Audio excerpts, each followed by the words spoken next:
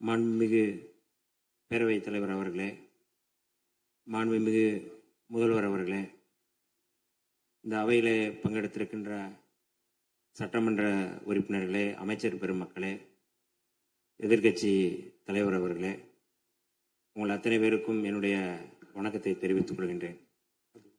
மாண்புமிகு முதல்வர் அவர்கள் மிக முக்கியமான தமிழ்நாட்டுடைய உரிமை, தமிழர்களுடைய உரிமை என்கின்ற அடிப்படையில் ஒரு தீர்மானத்தை முன்மொழிந்திருக்கிறார்கள். இது வரலாற்று சிறப்புமிக்க முன்மொழிவு. நாம் அத்தனை பேரும் சட்டமன்ற உறுப்பினர்கள், தமிழ்நாட்டு மக்கள், தமிழர்களுடைய உரிமைகளை பாதுகாக்கக்கூடிய அத்தனை கட்சிகளும் மாண்புமிகு முதல்வர் அவர்கள் முன்மொழிந்த இந்த முன்மொழிவை எந்த பாகுபாடும் இல்லாமல் ஏற்றுக்கொள்வார்கள், ஏற்றுக்கொள்ள வேண்டும் என்கின்ற கோரிக்கையை முன்வைத்து விடுதலை சிறுத்தைகளின் சார்பில் முழுமையாக இந்த தீர்மானத்தை வரவேற்கிறோம், பாராட்டுகிறோம். இதற்கு அடுத்த முன்னெடுப்பு என்ன என்பதையும் நாம் தெளிவுபடுத்த வேண்டிய தேவை இருக்கின்றது. இயல்பாகவே இந்தியாவினுடைய கடைமடை பகுதியான தமிழ்நாடு இயற்கையான வற்றாத ஜீவநதிகளை கொண்டிருக்கவில்லை. பாலாறாகட்டும், முல்லை பெரியாறாகட்டும், காவிரியாகட்டும், பிற மாநிலங்களோடு இயல்பாகவே நாம் நீரியல் தேவைகளுக்காக போராட வேண்டியிருக்கிறது. இந்த சூழலில் புரட்சியாளர் அம்பேத்கர் அவர்கள் இந்த நீரியல் தொடர்பாக நீர் பிரச்சனை குறித்து என்ன மாதிரியான தீர்வை முன்மொழிந்தார் என்பதை நான் இந்த அவையிலே சொல்ல விரும்புகின்றேன். 1942 முதல் 1946 வரை ஆங்கிலேய ஆட்சியின் கீழ் அமைந்திருந்த இந்திய அரசில் தொழிலாளர் நலன், பாசனம் மற்றும் மின்சாரம் ஆகிய துறைகளுக்கு அமைச்சராக இருந்த புரட்சியாளர் அம்பேத்கர் அவர்கள் மிக முக்கியமான இந்த மத்திய நீர் ஆணையம் தொடர்பாக அன்றைக்கு முன்னெடுத்தது தொடர்பாக இன்றைக்கு நமக்கும் பயன்படுகின்றது. மக்களுக்கு பயன்படும் நீர் ஆதார திட்டங்களை நடைமுறைப்படுத்த நதிகளை தேசியமயமாக்க வேண்டும் என்ற கருத்தை புரட்சியாளர் அம்பேத்கர் அவர்கள் முன்னெடுத்திருந்தார்கள்.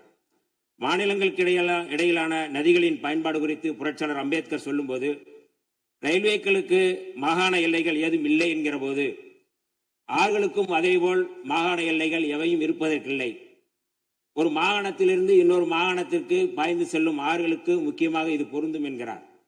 காவிரி நடுவர் மன்ற தீர்ப்புக்கு எதிராகவும் கடந்த 16/2/2018 அன்று வெளியான உச்சநீதிமன்றத்தின் இறுதி தீர்ப்புக்கு எதிராகவும் ஒன்றிய அரசின் நீர்வள குழுமத்தின் திட்ட மதிப்பீட்டு இயக்குநரகம் மேகதாது அணை தொடர்பாக விரிவான திட்ட அறிக்கையை தயாரிப்பதற்கு கர்நாடக அரசின் காவிரி நீர்வாரி நிகம நிறுவனத்திற்கு அளித்த அனுமதி தொடங்கி தமிழ்நாடு இதனை உறுதியுடன் எதிர்த்து வருகிறது. தமிழகத்தின் வேளாண்மை சார்ந்த மக்களின் நலன்களின் மாத்திரமல்ல, கர்நாடகத்து விவசாயிகளின் மீதும் நமக்கு அக்கறை இருக்கிறது எனினும் இச்சூழலில் மாண்புமிகு முதலமைச்சர் அவர்கள் முன்மொழிந்துள்ள தீர்மானத்தில் குறிப்பிட்டுள்ளபடி கர்நாடக அரசு மேகதாதுவிலோ அல்லது காவிரி படுகையில் வேறு எந்த இடத்திலோ அணை அல்லது எவ்வித புதிய நீர்த்தேக்க திட்டத்தை பிற படுகை மாநிலங்களின் இசைவு இன்றியும் ஒன்றிய அரசின் ஒப்புதல் இல்லாமலும் மேற்கொள்ளக்கூடாது என்பதை விடுதலை சிறுத்தைகள் கட்சியின் சார்பில் நாங்கள் வரவேற்கின்றோம். அனைத்து மாநிலங்களுக்கும் பொதுவாக செயல்பட வேண்டிய ஒன்றிய அரசு இவ்விவகாரத்தில் தமிழ்நாட்டின் நியாயத்தை உணர்ந்து செயல்பட வேண்டும். கடந்த 21/3/2022 அன்று இதே பேரவையில் இதே பொருள் குறித்து தீர்மானம் ஒன்றில் விடுதலை சிறுத்தைகள் கட்சி தங்களது ஆதரவை பதிவு செய்துள்ளது என்பதை இப்பேரவைக்கு தெரிவித்துக் கொள்கின்றேன். தமிழர் உரிமை காக்கும் தமிழ்நாடு அரசின் அனைத்து நடவடிக்கைகளுக்கும் விடுதலை சிறுத்தை கட்சி என்று உறுதியாக இருக்கும் என்று சொல்லி வாய்ப்புக்கு நன்றி கூறி விடைபெறுகிறேன். நன்றி, வணக்கம். மாண்புமிகு சமூக நீதித்துறை அமைச்சர் திரு வன்னியரசு அவர்களை தொடர்ந்து மாண்பு உறுப்பினர் திரு டி. ராமச்சந்திரன் அவர்கள்.